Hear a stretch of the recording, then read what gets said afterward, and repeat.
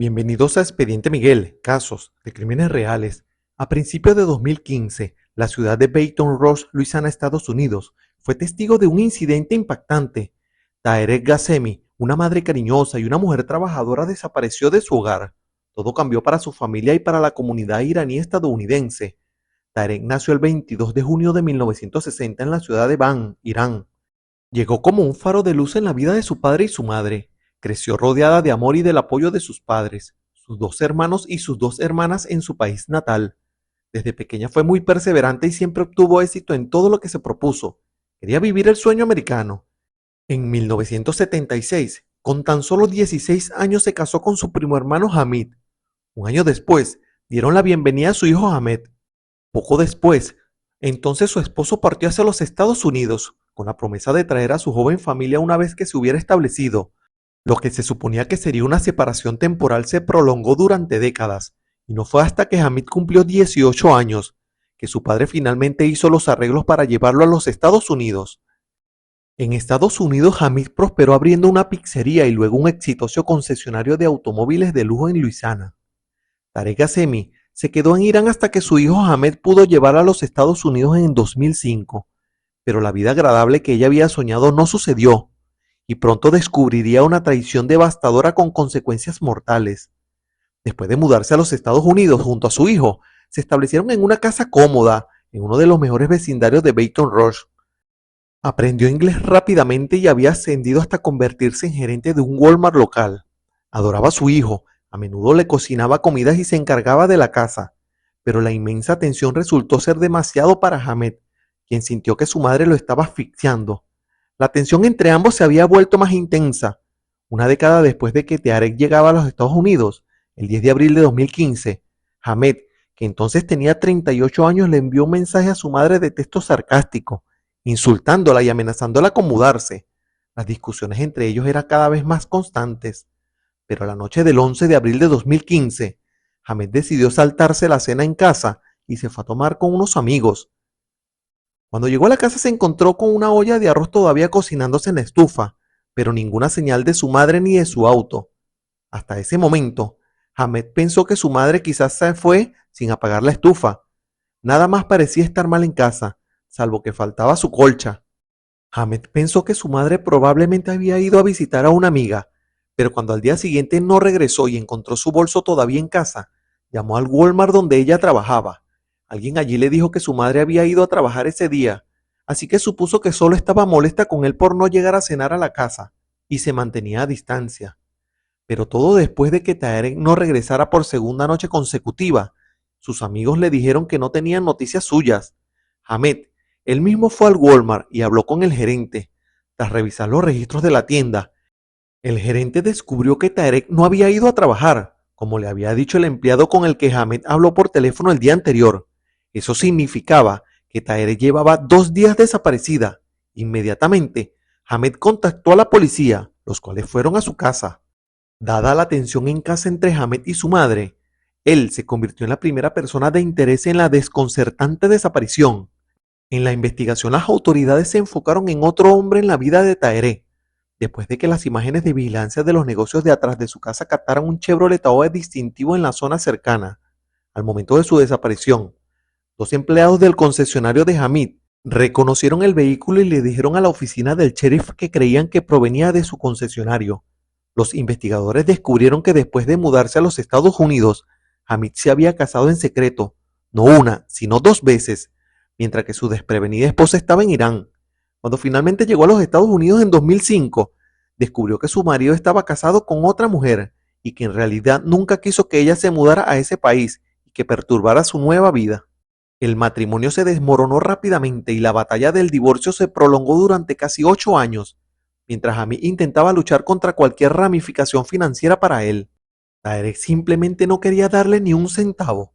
3 meses antes de desaparecer, un tribunal ordenó a Hamid pagar a Tarek más de $1 millón y entregarle 2 viviendas como parte de un acuerdo de divorcio. A pesar de la terrible experiencia, Hamid insistió en que no tenía nada que ver con la desaparición de Tarek y dijo a los investigadores que estaba rezando por su regreso sano y salvo. Con los 2 hombres involucrados en la vida de Tarek bajo la lupa, Las autoridades finalmente obtuvieron el avance que necesitaban en el caso tras revisar los registros telefónicos de su ex esposo Hamid. Descubrieron una inusual llamada de 17 segundos justo antes de la medianoche de la desaparición de Tahereh, desde un número que nunca había llamado. Rastrearon la llamada hasta dar con Tyler Spot, un joven de 20 años que se había mudado recientemente a Baton Rouge después de ser expulsado de la escuela de Wisconsin. Durante un análisis profundo del historial digital de Tyler, los investigadores descubrieron que su historial de Google Maps mostraba que había estado en una zona remota en la parroquia de Santa Elena, un poco después de que Tahereh desapareciera. Los investigadores acudieron al lugar y encontraron relleno de poliéster en el suelo, que podía haber pertenecido a un edredón. Siguieron el relleno hasta el bosque y encontraron lo que parecía una tumba recién cavada. Allí descubrieron el cuerpo de Tahereh enterrado, envuelto en el edredón faltante.